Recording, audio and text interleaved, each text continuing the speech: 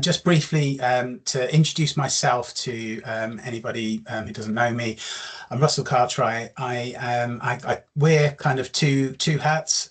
So I'm currently head of communications, engagement, and behaviour change in a part-time role at NHS South East London ICB. And I spend the rest of my time helping other public sector communications teams use behavioural science, use behaviour change, and run and develop kind of behaviour change campaigns. As part of that, a little bit of a plug, I do deliver training. I have a workshop in London with the PRCA in a few weeks' time, which I'll put the link into chat for you if anyone's interested. I'd also be really happy to have a chat if any of you or your teams are interested, or your partnerships are interested in kind of discussing me coming to visit you and delivering some kind of a bespoke workshop. So please do get in touch if that's of interest. I've kind of followed Richard's work and almost been a bit of a fan of Richard's for a number of years, and I was lucky to meet him face to face at an event recently. And I'm really pleased that Richard agreed to run this session for the benefit of the public health comms community and bring his years of experience to us, especially as it's during AMEC Measurement Month. Real pleasure to have the opportunity to speak to you all today. I love having opportunities to speak to PR and comms professionals. So I was delighted to be able to come. Thank you to all of you out there giving up potentially your lunch hour to talk about measurement. I'll try and make it fun. Thanks, Richard. John Paul, would you just like to introduce yourself? Hello, I'm John Paul from CAN. CAN helps lots of public sector organisations run campaigns that deliver measurable outcomes. Every time I've heard Richard speak, I've really appreciated how he puts measurement across and how he makes it easy for PR and communications professionals to understand. So I'm really looking forward to today as well. As things are getting pinched and roles potentially going or budgets going, it's more important than ever in the kind of current landscape that we're able to demonstrate our value. So I think this webinar and this topic is very timely. As many of you know, kind of my key interest is behaviour change and public health behaviour changes in particular. I'm not going to kind of steal Richard's thunder too much, but I just thought I would, kind of include a quote from Susan Mishi et al., which is very much about why evaluation is important or vital to change health behaviours, because basically without it, you don't know whether it's effective, cost effective, and worth continuing or replicating. Or as I like to say, without it, it's like throwing darts with a blindfold on. You may get lucky, but it's unlikely. Look, thank you again, everyone, for being here. So it is a pleasure because it matters more now than ever, and that's one of the things I really want to try and get across to us today. How important this is, that we lean in, take measurements seriously now, because you probably, like me, are feeling really overwhelmed by everything that's going on, and we'll dig in a bit to that in the course of my talk. So who am I? Well, I'm one of you. I began my career in PR and comms. I love PR and comms. I worked in-house. I worked at a medical charity, actually, the Royal College of General Practitioners. I was in their in-house PR team. And I worked at Saatchi's PR firm. This is all back in the very early 1990s.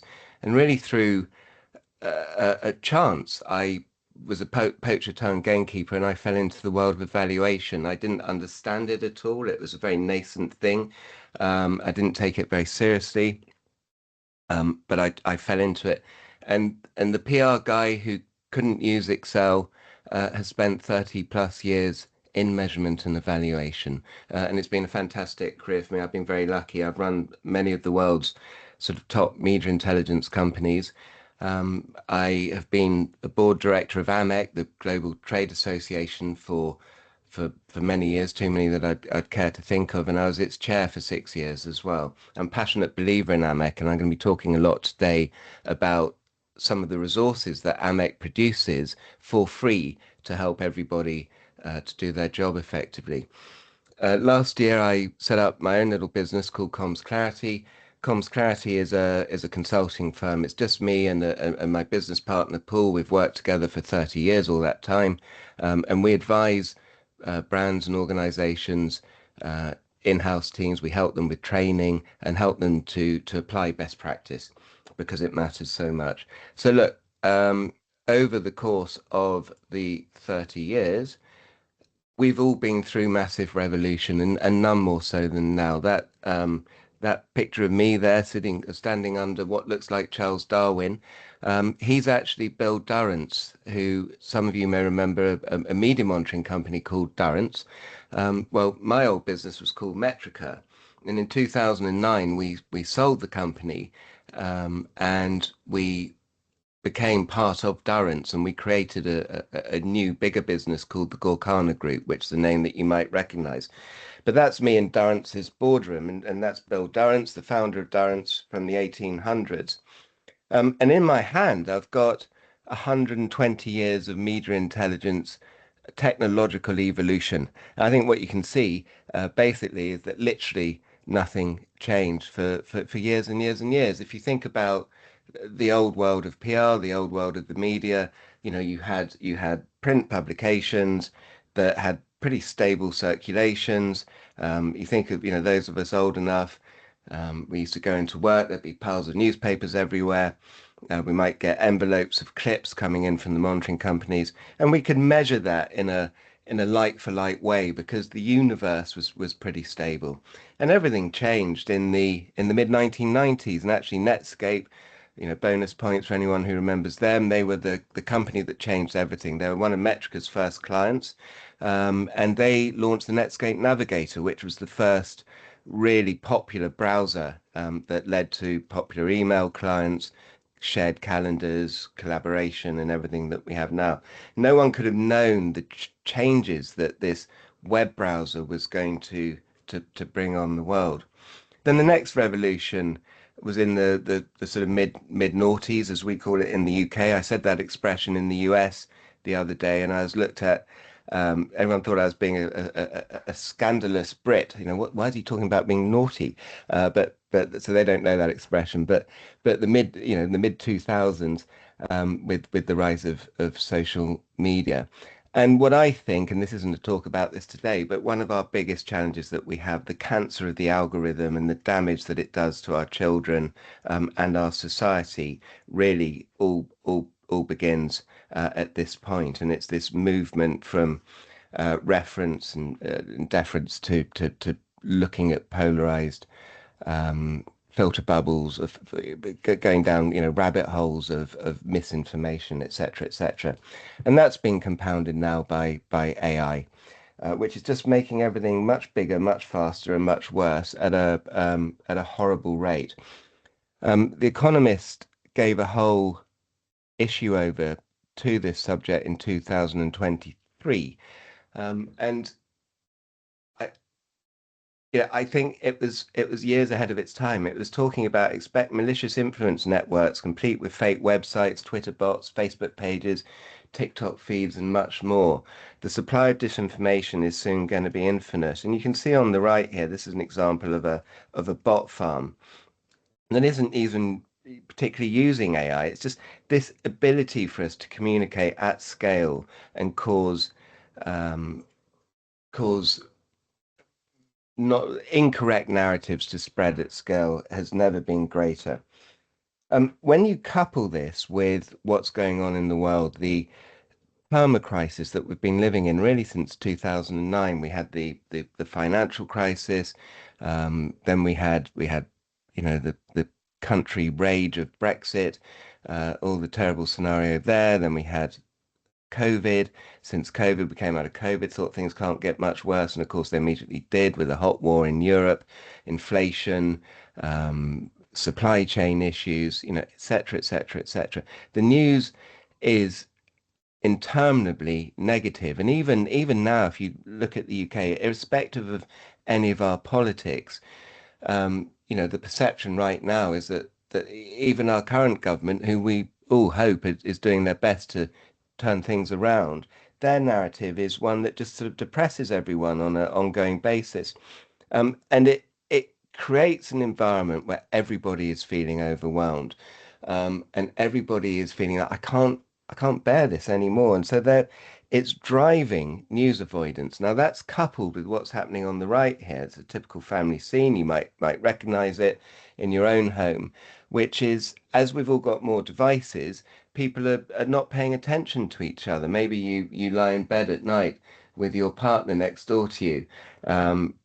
Perhaps you always said you never have a screen in your bedroom, and perhaps now you find yourselves both staring at the screen and not giving each other time. When you're with your family, perhaps your children are not even watching a film, they haven't got the attention span. It's really difficult to cut through to anybody now.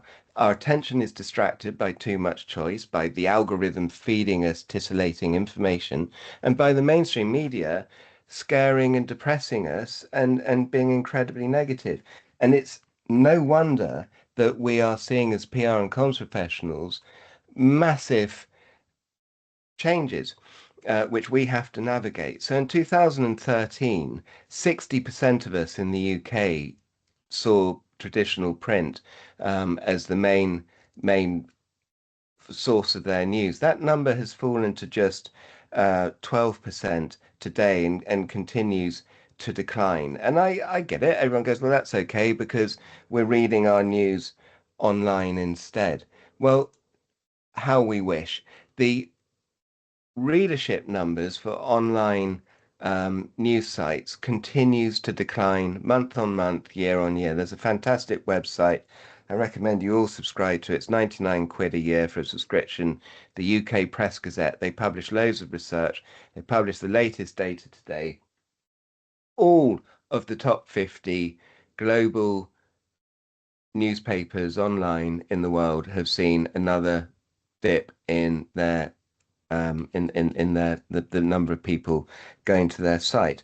The publishers thought this, okay, we can change this business model from print to digital. Actually, it will suit us. It's cheaper to produce. We don't have the distribution costs, but it's not working. They're not able to monetize it. They can't sell it adverts. We've got Google zero click now. 60% of Google searches result in zero click.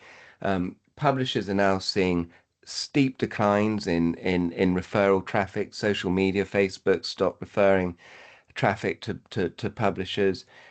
Generative summaries are taking that away from publishers as well. And as recently at a conference where the publishers said, we face an existential crisis and we don't have the answers. It's really serious. I mean, look at this chart here. What it's reflecting is the audience size by the size of the bubble and the decline in visits to their site. Now, these are the media that we're targeting, and of course, the medias can be complicit in it as well, because if we're going to trust the mainstream media, we need them to play their part in the bargain too, right? We need them to actually research stories properly. You may have seen the Times recently has been called out for two fake stories, one to do with an American, Mr. de Blasio, and another one that they're just falling hook, line and sinker for some fake, as they call it, PR story about a cleaner spilling the beans of what really happens at Buckingham Palace, which of course was nothing more than fabrication. So the publishers aren't getting the visits, so they can't sell the adverts, but they're not able to sell to the paywall either. Only 10% of us in the UK now say that we're prepared to pay for a paywall. 69% of us, right, get this, 69% of us say nothing will convince me to pay for content online. I'm just not prepared to do it. I just won't. And ask yourself, how many outside of your work situation are you actually paying for to get content, or are you relying on other ways. And of course, that's what people are doing, particularly the youth, is they're going to social media. When I was at the media conference, guess what? The BBC, that doesn't have to monetize its content, the BBC said the number one place we are targeting to get viewers and readers, virtual hands up, what do we think? Answer, TikTok. And they're doing short form content because that's where people are getting their news. But of course, most of the youth, most of our children aren't looking at BBC content. They're not looking at those mainstream publishers. They're looking at people that they're being fed from the algorithm, which I said at the beginning, this cancer that we've got. So it's no wonder that all of this, the macro environment, the perma crisis, the effects it's having on the media, is driving very real and terrifying results. Only 35% of people in the UK actually trust anything that we're telling them now. So, first of all, we've got to get people to read our content. Only 4 in 10 people, by the way, go beyond a headline or a photo. They don't even read your content. Ask yourself next time you're reading content, how much of that article did I actually read? It's difficult, right? Reading a whole article, and we pride ourselves on landing a piece of content. How many people have actually read it? Then how many people are trusting it? Now, in this environment, us as PR and comms professionals are being sold to more and more by companies that I've spent a lot of my career in, these media intelligence companies, who've all been basically almost without fail, they've all been bought now by private equity firms because they see data as the new oil. They see it as some kind of, gold rush, if you like, that if we can get data, which surely everyone's data obsessed, they want to be data informed now, which of course is a good thing. If we can sell data many times, we will make lots of margin, which is fantastic. And you can see this chart in the bottom left here is showing the expected compound annual growth rate of that sector and the total valuation of that sector in terms of its revenue from 10.5 billion to 27 billion. This is the PR software market. It's what we're talking about. It's absolutely massive, much bigger than anyone realizes, and makes huge margins as well, or certainly used to. And that's why the private equity firms are coming. And you can see, not to pick on anyone in particular, but you can see examples of these platforms. They all basically look the same because they're all kind of doing the same thing. They're all capturing the data that's easy to capture, counting it and distributing it back to you in interactive charts. They are employing lots of salespeople who are phoning you every week and telling you about the new features. And no doubt AI is a word that features hugely prominently in what they're telling you, because these companies are totally AI obsessed. Some of them even have AI in their name. If you have a demo for one of these platforms, they'll go on and on about their AI.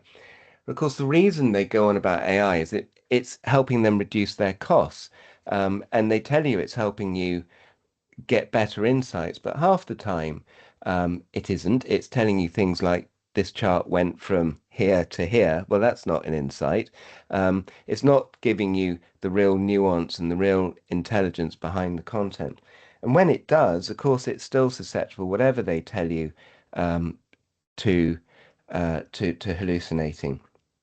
And I couldn't resist putting this image in because I think this just sums up so many of our experiences with generative AI. Is this mushroom edible? Yes. Oh, sorry. It was poisonous. Do you want to know more about poisonous mushroom? It tickled my fancy. But this is the sort of risk that we have with these AI solutions. And I think these guys are driving us down a road to focus on the things that don't matter. Because what matters to us is that we measure the stuff that talks about our value in a meaningful way. And how do we know what matters in a meaningful way? Well, we need to understand what our bosses want, right? If you're at a PR agency, what does your client want you to achieve from your comms? And if you're in-house, what do the stakeholders, the senior team at your in-house organization want? Behavioral change, it might be in healthcare comms. are we really understanding that, and are we mapping it? Now, look, when ECO is a global PR association, and Page is a US focused one of very senior in-house people, and I just got a couple of data points. ECO did a survey of global PR communicators and said to the clients, what do you want comms to focus on? Well, they wanted reputation, support for sales, and support for driving brand and purpose. Hold my beer, said the PR and communications team. We're going to measure how many clips we've got, engagement metrics, how many likes and shares there were, how many impressions. It will probably be in numbers of billions. And perish the thought, we're going to measure an AVE as well. Page research just last week came out. The most common concern that CCOs have, this is the best senior comms professionals, is how can I measure my reputation meaningfully? And when we ask them, well, what do you measure? They say, oh, I measure media clips and I measure social media engagement. Well, if that's what you're doing, you are not measuring the value of your work. All you are demonstrating is that you are busy. You're doing stuff and you're counting stuff.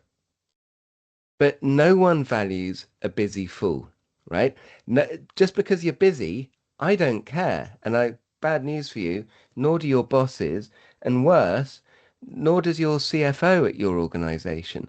In this era of uncertainty that we're in, the latest Deloitte research shows that CFOs are more uncertain about the future than they've ever been. This is the problem, with the way the government's been communicating as well. Everything happens based on confidence. All of us, if you and I feel confident, we will go to a restaurant and spend more money.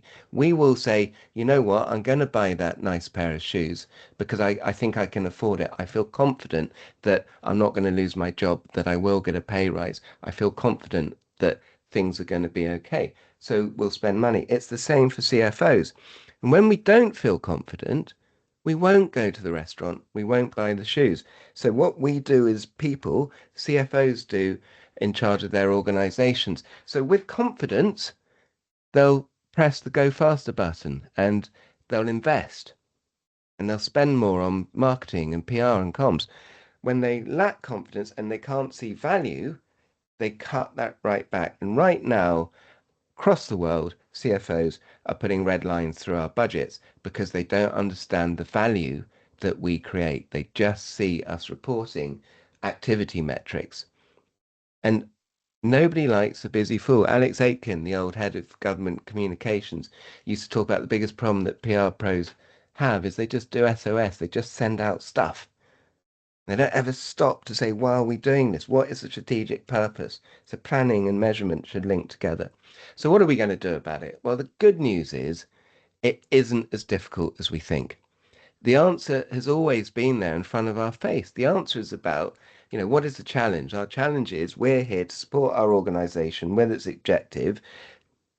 We're going to do that by explaining our position, our messaging to the right people at the right time for a reason, to achieve an objective. And that objective is going to differ on all of your different organizations will have slightly different objectives. And I've put a number of them at the bottom of this slide. And some of them will be relevant to you, some of them won't. Some of them will be different from these. They won't be on this slide, but it doesn't matter because it doesn't matter what the objective is. We have to understand what it is. We have to talk to our bosses. So at this point, we need to understand some of the key things of measurement. We talk about outputs, outtakes, and outcomes. Very simply, outputs is the stuff that we generate.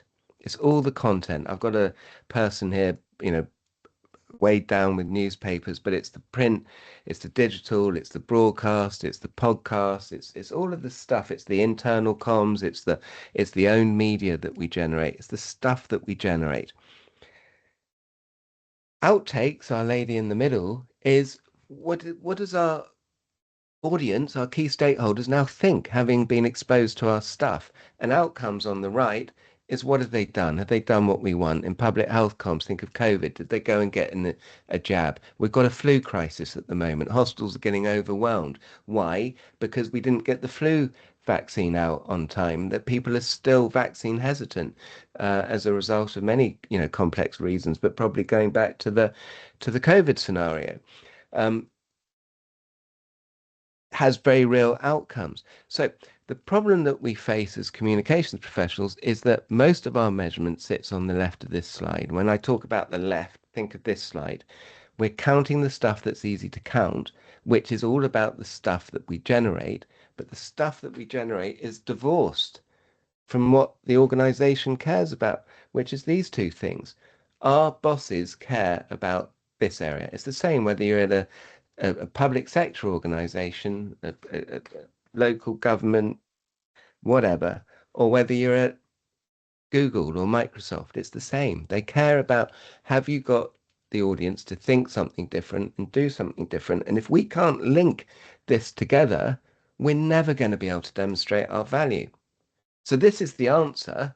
The question is, how do we do it? The bad news is it's not always, it's not a single number, right? This is why people still want an AVE, but people want an easy metric. But how can it be an easy number when your objectives are all different and we've got to bring all of these things together?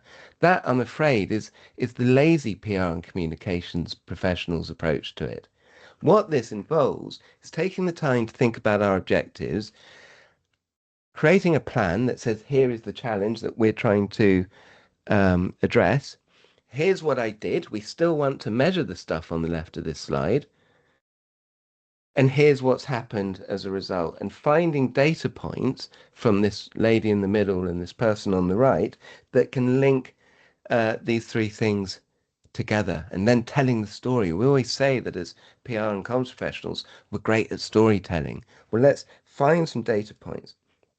Now, the good news is AMEC, the Professional Trade Association, makes loads of free resource available to you. And I'm not going to talk in great detail about it because of the sake of time, but you're going to receive the slides. I put a QR code here.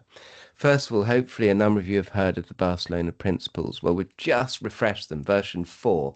They're refreshed normally every 5 years, but I think the rate of change of everything at the moment, they're going to get refreshed even more frequently going forward.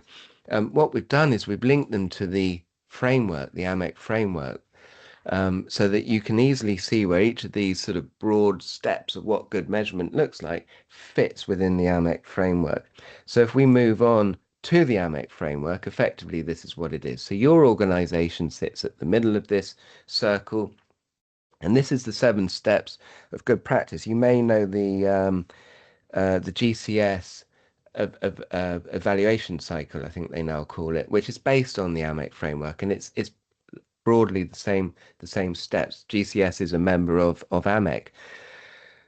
It starts with your organizational objectives in that red zone, understanding them, aligning them with your comms objectives, setting your benchmarks. We're in the orange zone here, understanding your resources that you've got, understanding what it is that you want to do, your strategy and the tactics you're going to deploy, and only then implementing your activity. So you can see around the outside, the gray, almost half of the circle is about the preparation. It's doing what Alex said. Don't just send out stuff. Stop to think, what are we trying to achieve? Then doing the activity and then measuring, not only in terms of outputs, the stuff that the platforms count for you, but blending it with what do people now think and what do people now do. And that way we can talk about our value.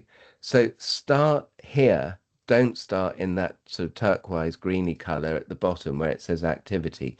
That's, one key problem. And when we measure and when we do our work, don't only do these bits in the red zone here, because if you only do this, you're just a cost. You're not demonstrating any value. To demonstrate the value that you're bringing to your organization so that your CFO, your board, whoever it might be, can have confidence in you, you need to be measuring not just the outputs, but the outtakes and the outcomes and threading them together into that story.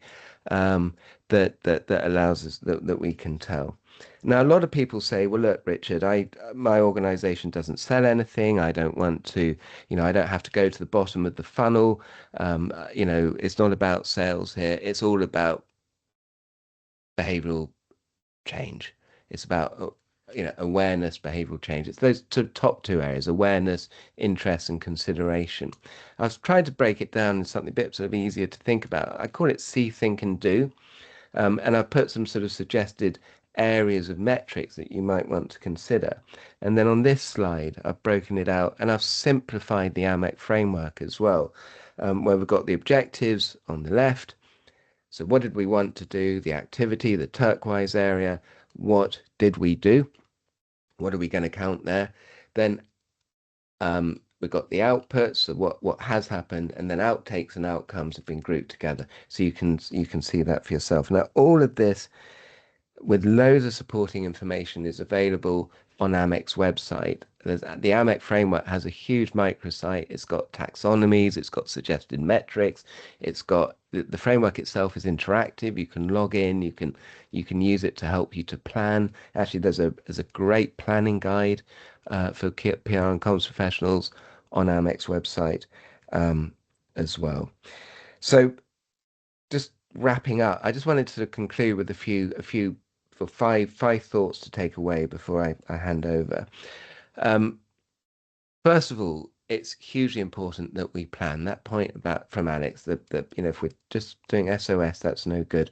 Everything begins with a plan. My business now, Comms Clarity, I work with brands, I work with PR agencies on a one-on-one basis and help them measure properly. I've been going for 1 year, and not one in-house team that I've worked for, when I said to them, when I said to them, can I see your plan? Not one of them has been able to say, yes, here it is. They've all said, yes, it's something that we're working on at the moment and it needs updating. We haven't updated it. And in the same way, when I say to them, have you updated your media list? No. Well, think back to the beginning of my talk, how much has changed in the world of media, what people trust, what they watch, what they listen to. Think of your own media consumption habits. Why haven't we updated our media list? Why is our tier 1 media list still the same that it was 10 years ago, 5 years ago? It's different now. So we've got to really put some time. We've got to take the time to get the first things first right.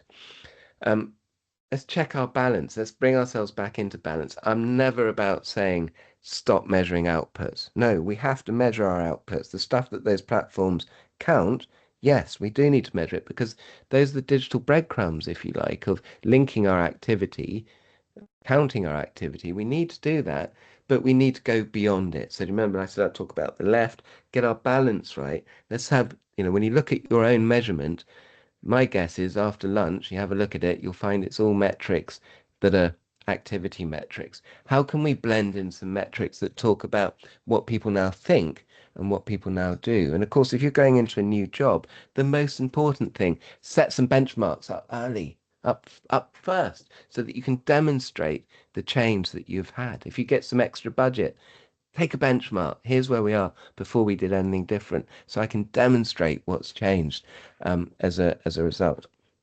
There's never been more metrics and things to measure. And every day on LinkedIn, there's someone saying, "Oh, I've got a new metric, share of generative engine summary or something." No. Don't be a kid in the sweet shop. Focus on the metrics that matter. This was my challenge. This is what I did. This is what came back from what I did. This is what people now think. This is what people have now done. Tell that story and be careful about being sidetracked by AI. AI's got loads of great applications. It's got loads where it can let us down. Don't be the person who ate the mushroom. There is no more time, guys. I was saying in a pre-call with Russell, there was an article in Bloomberg this morning that hit my news feed. It said the job apocalypse has begun sooner than we expected. We are in times of huge change. PR is facing lots of challenges. our bosses who don't understand it and have only ever seen us measuring our work in activity-based stuff are thinking, my child has shown me that ChatGPT can write a press release. Why am I paying these people to do it? These conversations are happening in boardrooms everywhere now, and we have to demonstrate our value. So the time is now to lean in. We can't afford to ignore this. It's time to really start. To my last point, which is begin simply, but just simply begin. So thank you very much, and Russell, I'll pass back to you. That's brilliant. Thank you, Richard. I can see you getting lots of applause in the reactions. Thanks everyone. Brilliant, but also slightly sobering. But I've put the link in the chat for the AMEC framework. I would urge any of you to have a go at that. You know, it can seem a little bit daunting, but actually it is really, once you get your head around it, it is really simple to use, and there's a lot of help with that. And when we share Richard's slides with you as well, that will help you use that. What I'm hoping to do and share with you is some practical advice and examples of how communications can demonstrate value. So, as I mentioned at the beginning, CAN has helped hundreds of public sector organisations run campaigns that deliver measurable outcomes. And in the past few years, we've got a lot better at demonstrating the value of campaigns. So I want to share some of that with you. I'd like to go through a little bit why demonstrating impact is so important, just to add to what Richard has already said. I also want to recycle a little bit of Royal Society for Public Health training from last week around understanding scale that hopefully will be useful. Then give you some quite practical recommendations on how to plan campaigns that demonstrate value and impact, and also share some examples and learning. So why is demonstrating impact so important? Well, as public sector communicators, it's very important that we demonstrate value for money. That's a sort of internal job security and ethical concern. It's also really important that we demonstrate impact to make communications investable, not a cost, but something that can be invested in a sustainable way over a long period. Because many of the problems we're faced with aren't going away and need sustained communications to create streams of behaviour change that accelerate savings for our organisations. But I think the last and probably the main motivation is we're in this to serve people. And if we demonstrate impact and measure impact, we'll get better at it. And if we then get sustained investment, we'll be able to do more good and support more people. And whilst we're going to go into a lot of data and metrics and things like that, I want us to come away with this from the sense and the motivation around the immense satisfaction you can get from doing good at scale.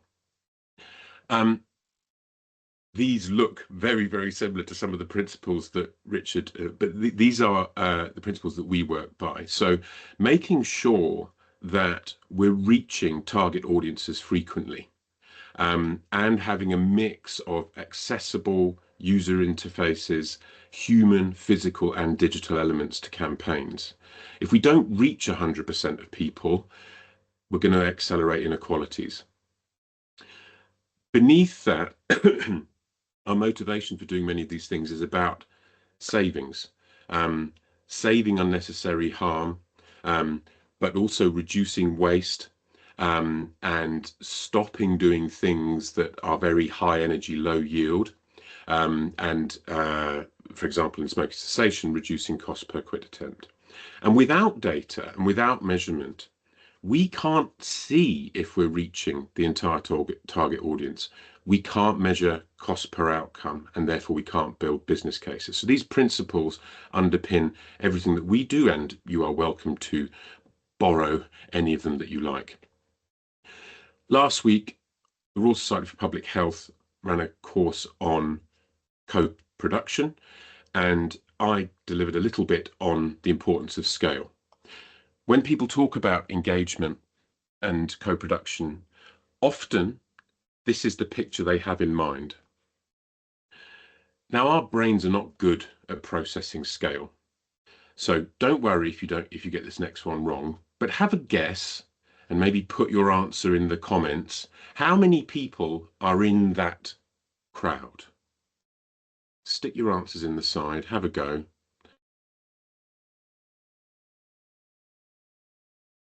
The answer is 1,000 people.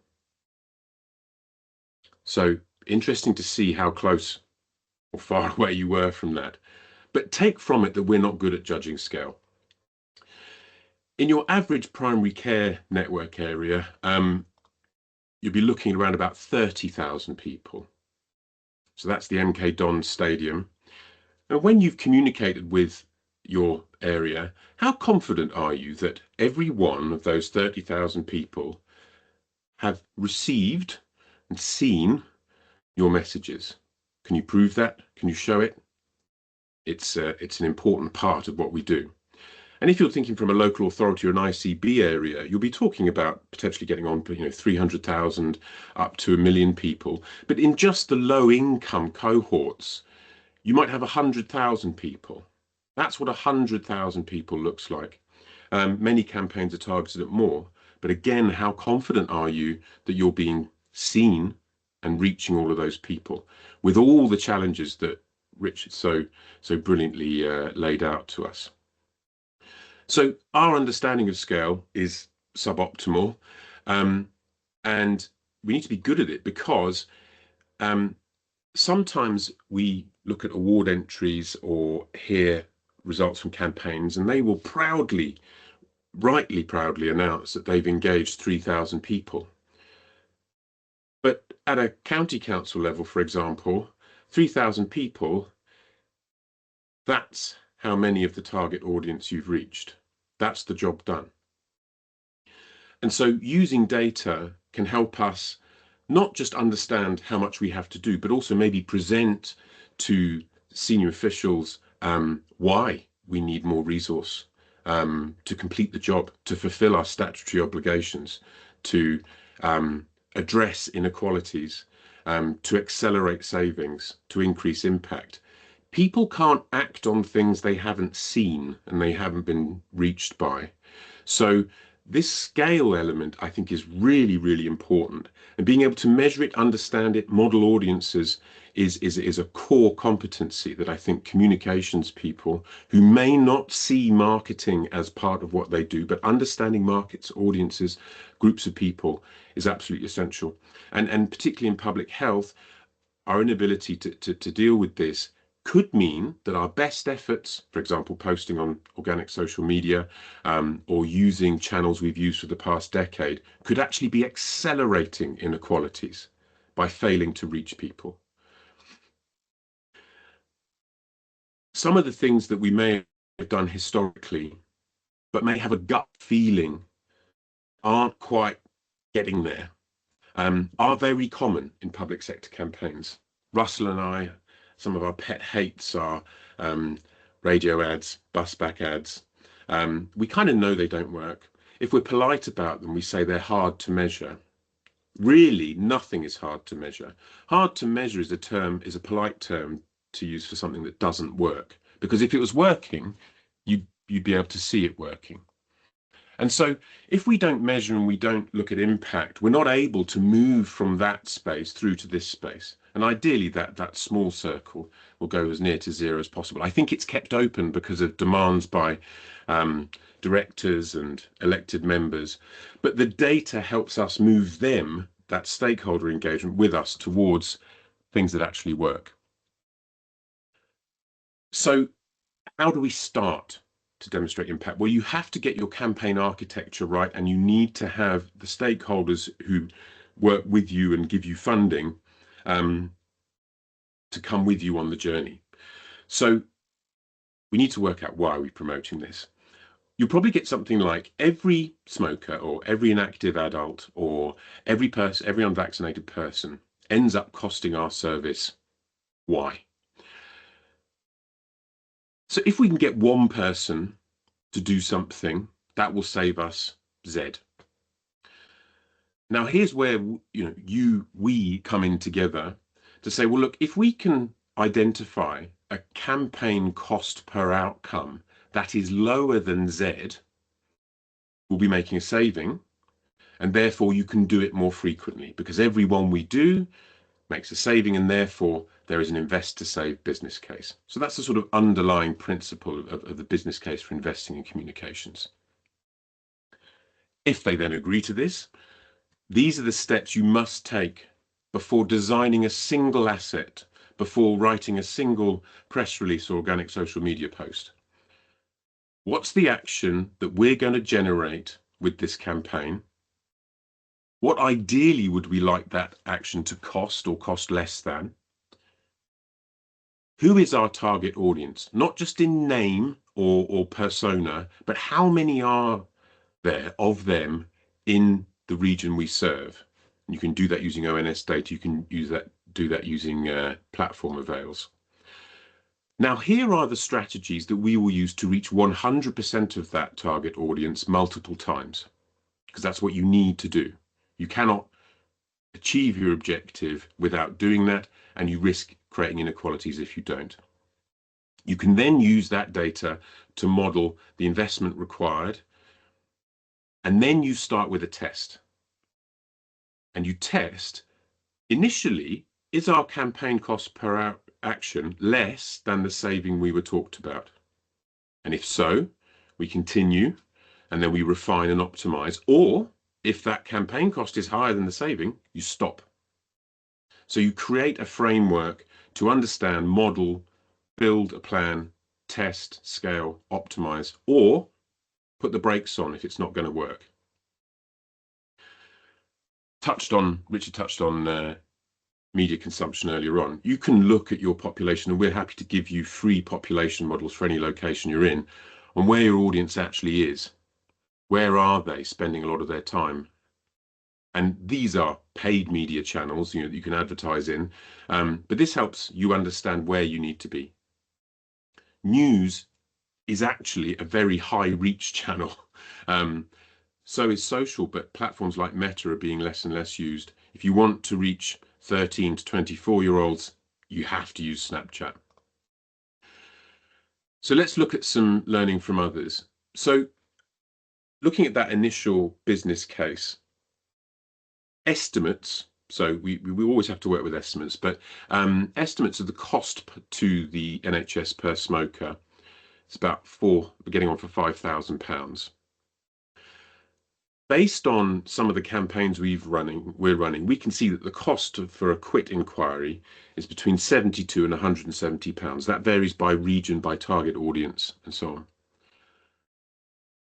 Of those inquiries, services feedback that about 1 in 21 inquiries complete a 28-day quit. So you work that up, and therefore the cost per 28-day quit is between £1,500 and £3,500. The good news is that that's lower than the 4,893. So your saving per quit is between £1,300 and £3,000. In a recent campaign, it was calculated that £3 was saved in future for the NHS for every £1 spent on communications. Now, in running that campaign, one of the key things to get right was this landing page user experience. It needed to work on mobile. It needed to be very accessible. It needed to be very simple, not have the usual logo soup, and encourage people to consider why they might give up smoking, collect some information. And so we started doing that. We then also experimented with in-platform lead generation, a whole range of other things. But we were then demonstrating that orange line you can see there is quit inquiries by date, and that blue line is campaign interaction. So we're able to understand what strategies and tactics we're driving, and then over time reduce that cost per quit attempt. And this was one of the lower end of those inquiries. Let's take another public health outcome, physical activity. So if someone in their 40s and 50s moves from inactive to a more active lifestyle, it saves on average £1,500 per year for the rest of their lives. We were generating a cost per exercise inquiry around about £56. On average, 38% of people with proactive, activity health intent actually end up improving and increasing the sustained physical activity.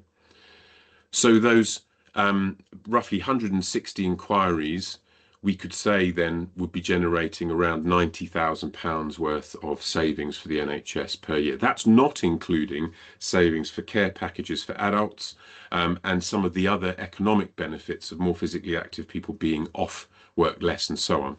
So about £9 saved for every £1 spent.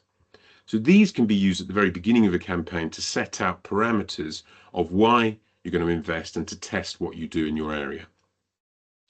In a recent physical activity campaign, we also measured out-of-home, direct mail, online, social and news, and we're able to learn which channels, or look at cost per interaction, not even cost per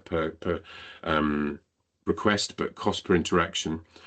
And that then helps us optimize what we do in the future.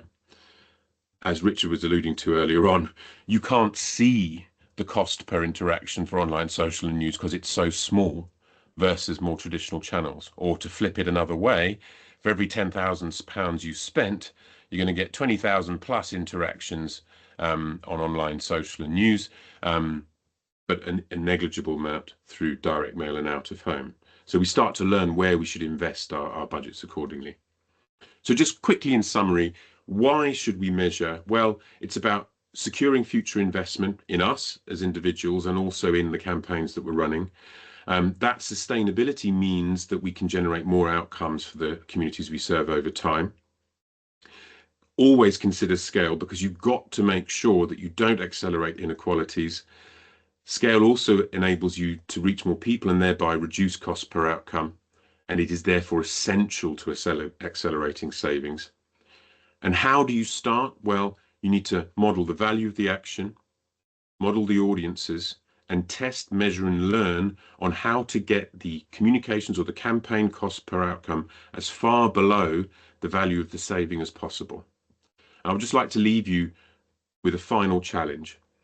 If in 6 months from now, you're feeling like this, you're being asked for press releases, you're seeing misinformation spread everywhere, there's a few graphs flying around and you feel like a comms queen Canute, unable to turn the tide. One of the things that historians say about King Canute is he wasn't actually power mad and trying to control the seas. What he was trying to do was demonstrate to his people that he wasn't all powerful and he couldn't control everything. And I think that's a really strong point. But if we take these principles and apply them and use technology to help us, we'll be able to outshout the misinformation. We'll be able to reach everybody multiple times and be louder than the misinformation that may exist out there. We'll be able to reach everybody in a way that we couldn't before. We'll be able to demonstrate savings to our organizations, and we'll be able to have much more satisfaction in what we do. So I often use this picture, which is of Sigourney Weaver in Alien. By herself, she wouldn't have been able to defeat that apparently insurmountable task. But by using technology and augmenting her own intuition and skills with technology many times beyond her own strength, she was able to do so much more and achieve so much more, and I imagine was, more satisfied than she would have otherwise been at the end in terms of doing that. So think about this: impact up, savings up, inequalities down. That's what we're here to do, and it is possible and probably easier and far more enjoyable than you think. Joe, which said, I struggle with the best way to measure the behaviours and effects of our comms in the NHS. Any top tips? So, I mean, one from me is being very clear about identifying what your target behaviour is. We're not always very good at that. And actually, the behavior change wheel and the tools that you run through when you go down that, there is a really good part where you basically evaluate kind of, oops, sorry, I lost my, you prioritize the behaviors that you're looking at, and you measure how promising in terms of impact that behavior could be, the likelihood of changing that behavior, because, you know, what's the point putting all your effort into a behavior that you're unlikely to change? A score for any spillover effects. Would there be any kind of negative knock-ons? And also, can you measure it? Crucially, you know, if you can't measure it, then maybe you shouldn't be targeting it. Richard, did you want to add anything to that question? No, I was just looking up a resource which I think you should all be aware of. So I'm going to put a URL. I think the short answer is go and read this. This is from the GCS, where they have a behavioral change entire sort of section on their website. So just bung that in the chat. But there's, you know, that's a really good resource for people to look at.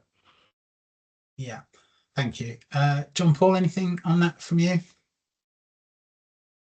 It's a perennial challenge in the NHS and almost anywhere in getting service data out regularly. It does exist, and it requires time and planning. Move away from the too little, 2 weeks too late reactive campaign and have conversations about the entire next year with data beneath it. And as mentioned there, define very specific interaction points for users, which you can then measure and model afterwards once in service. How do you deal with proving any change in outcome metrics are attributable to your activities or outputs with comms campaigns? Yeah, great question. Was that Chloe? Was it? Yes. Yeah. It's a perennial question, Chloe. So a lot of organizations do market mix modeling and econometrics and that kind of stuff. A lot of times it happens at a level that the PR and comms team aren't even aware of it. The interesting thing about all of those models is none of them quite agree with each other. They all come up with different results. They all cost a lot of money. They're all very complex, and frankly, as far as I'm concerned, they're normally all wrong as well. They're just different shades of wrong. What they do is they feed every input, every sort of marketing communication, every whatever it might be, weather, and anything that can affect an outcome into a model, and then they attribute against it. Frequently, it misses PR and comms out altogether, and so PR and comms gets attributed no effect. In fact, one of my clients used to be cancer research, and I remember them phoning me up in a terrible panic. They had over 100 PR and comms staff, and they just discovered that their result in the internal econometric model showed that PR stunts had a tiny little effect when they did Race for Life in June, and that was it. The rest of the year it did nothing, and it had been labelled PR stunts as well, and that was because there was no data being fed into it. I sit on the GCS Evaluation Council, and we talk about this a lot. You know, should government comms be measured with econometrics? Well, I've always said I don't think it should. I think it's enough to take some relevant data points and correlate them. Obviously, correlation and causation are not the same thing, but they tell a good story, particularly if you can set it out in a way where you say, this was our challenge, this is where we were, these are the audiences. And by the way, I thought JP's presentation was fantastic. You know, blend elements, what he was saying as well, and put it together, tell the story and correlate it. And you can do correlation in Excel, so anyone can do it.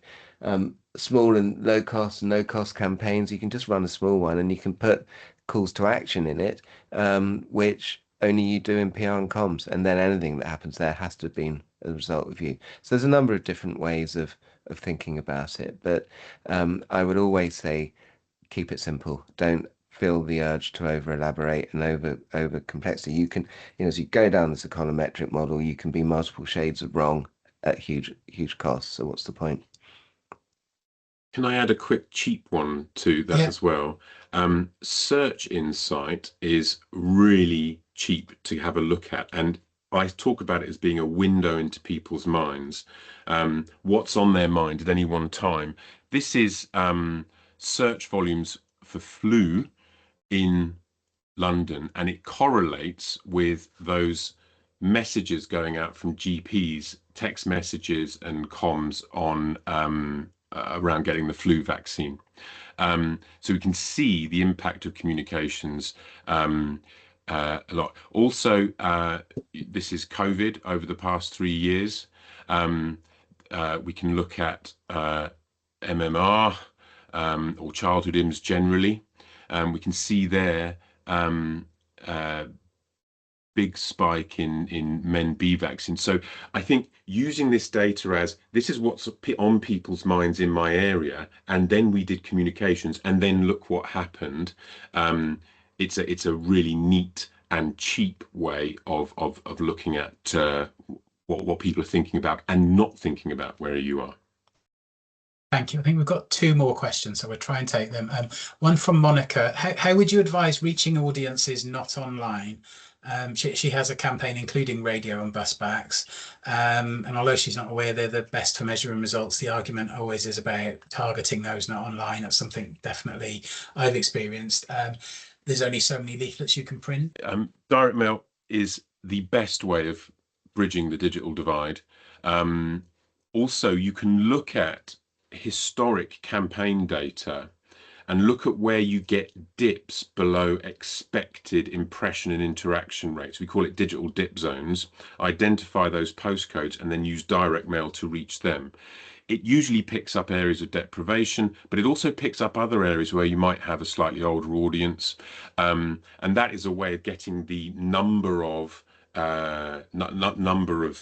addresses down to make it more cost effective. With direct mail, do not send out something designed to bridge the digital divide with a QR code and a URL as the only means of taking action. So if you are serious about catering for people who are digitally excluded, divided, or just grudgingly digital, make sure you've got a human and a physical element to the campaign. And if you don't pretend you have. So I would say don't close the digital divide with radio, telly, out of home and bus backs. Ideally never use those channels. Use targeted direct mail to the places you know, either with digital information or areas of deprivation or so on. And then when you deliver that message, make sure there is something physical, telephone number at worst, to encourage that call to action. And you can measure that too. Shouldn't forget that I think is it 10% of households remain stubbornly not online in the UK. It's or 10% of the population. It's a higher number than all of us sitting on our Zoom calls realise. Yeah. Okay. I think there's one last one, which is where do you get some from Harriet? So where do you get some of this data, i.e. the saving per year if someone moved from inactive to active? Do you want to take that one first, John Paul? Yes, so a mixture of different sources. The best data source is service data. Okay, so what is it costing? So in your area, because that will vary massively. There's care package data. So of the one thing we've done in Surrey is we've taken the last 3 digits of the phone number, so not PII, and cross-referenced that with the CRM to see if people in this instance that had moved into work had then reduced their care packages, and we were able to cross-reference that. And that saving was between 250,000 and 750,000. Again, it's a window for a £35,000 spend. So there is service data. There's also research. More of the research is US based, which is about their health system, which isn't that useful. But there is research in many areas around in the UK, particularly around areas of deprivation. So you can do desktop based research. And as long as I think you couch everything and give references and say that this is indicative, it's probably going to be different for us, you can use that data as a guiding light to see where the business case might be. But just be aware you have individual benefit, you have economic benefit, you have system savings, you have adult savings, you have NHS savings. Edna Boampong, who was head of comms at an ICB, ran a campaign where it was about winter demand.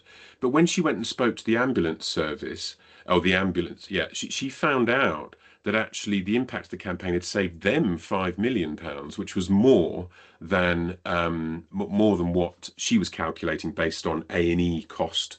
So there are usually a series of savings and benefits to people taking action. I'm not saying it's easy, but it not being easy doesn't mean you don't have a go at it. And if you're uncertain or something's a bit weak, just mark it as such in the business case.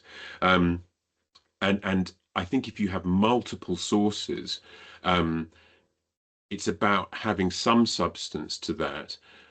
Plus, this is just a good thing for us to be doing for people. And the better we can do it, the more we'll improve people's lives. Always worth putting that one at the end, because that's actually what it's all about. Yeah, I've put in chat as well to make friends with the people who hold the data and get them get them enthused about what you're trying to do, and that will open doors to really helpful data. Yeah. Okay, I think we should end. Hopefully we've taken all the questions. If not, we will follow up through email. I'd like to say a massive thank you to Richard in particular, and also to John Paul, and thanks to you all for coming.